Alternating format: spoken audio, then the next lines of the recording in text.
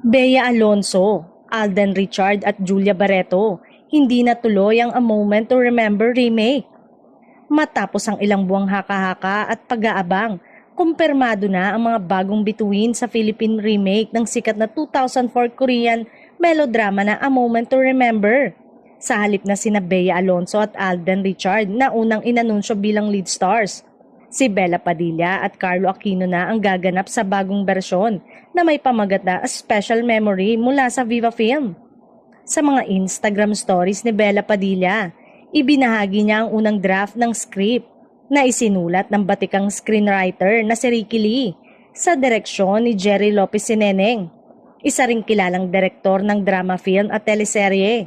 May isa pang IG story kung saan makikita sina Bella at Carlo sa tila eksena mula sa shooting. Kalaki pang hashtag na A Special Memory.